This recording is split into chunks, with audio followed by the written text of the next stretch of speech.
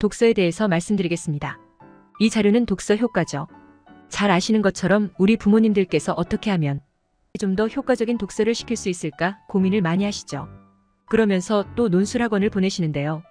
일반적으로 논술하면은 독서 즉 90년대에 만들어진 책 읽고 독후 활동하는 책 수업 시스템을 생각하시고 그런 곳에 보내는 분이 종종 계시죠. 학부모님들이 경험적으로 익숙하고 또 주변 선생님들도 이런 거에 익숙하다 보니 주변에서 많이 추천을 해주기 때문에 그럽니다. 근데 책 읽기가 중요하니 그거라도 보내서 독서를 좀 해야 한다라고 생각하고 또 책을 많이 읽으면 학교 공부는 물론이고 모든 일들을 다 잘할 거라는 막연한 믿음에 보내기도 합니다. 근데 여기서 큰 착오가 있습니다. 현장 수업에서 발생하는 문제입니다.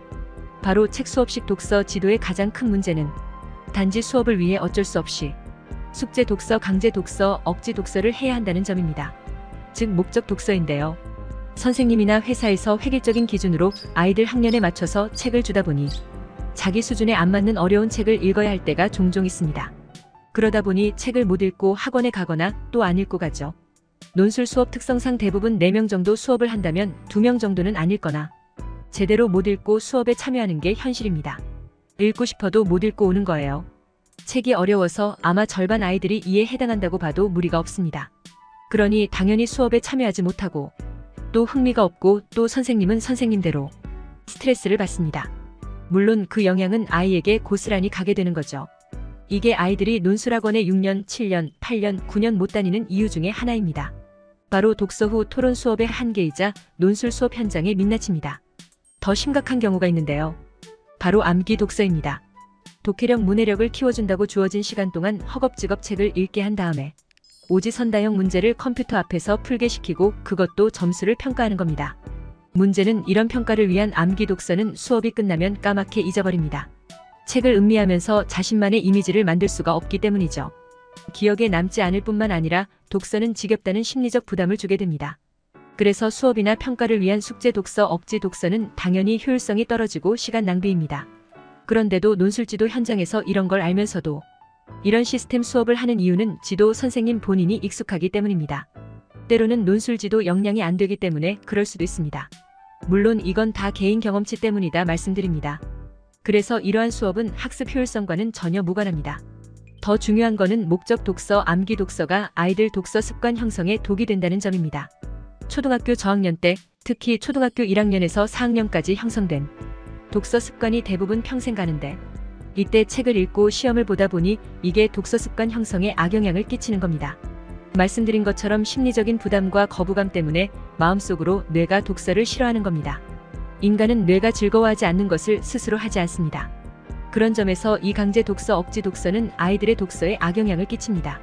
토론하는 아이들은 이미 20년 전에 이런 문제의식을 가지고 독서 논술지도 방법을 조금 바꿨습니다.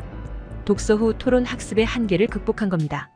그래서 토론하는 아이들에서 독서는 개별 맞춤식으로 사유하는 독서, 즉 책을 읽으면서 머릿속으로 한 편의 드라마나 영화를 만드는 독서가 되도록 합니다. 당연히 독서에서 가장 중요하게 생각하는 비판적 독서 이게 가능하죠. 그리고 유추 능력, 추론 능력 좋아지고요. 수업 때문에 허겁지겁 읽을 필요가 없다는 점입니다. 이 시스템은 아이들이 책을 읽는 습관을 들이는데 아주 큰 효과를 주고 있어요. 물론 선생님들도 고생을 많이 하십니다. 하지만 많은 독서 전문가가 독서는 자유롭게 상상하면서 책 내용을 자신만의 이미지로 만드는 사유하는 시간을 가져야 한다고 합니다. 수업이나 평가를 위한 목적 독서, 암기 독서가 아닌 사유하는 독서를 해야 오래 기억하고 사고력을 키울 수가 있기 때문입니다.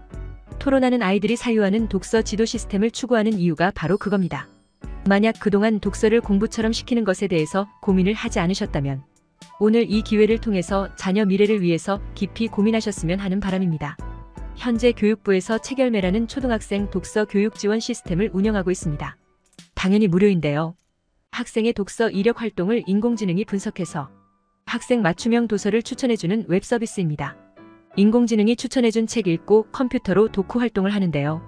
어휘 공부뿐만 아니라 독서로까지 간단히 작성하고 또 서술형까지 제시가 됩니다.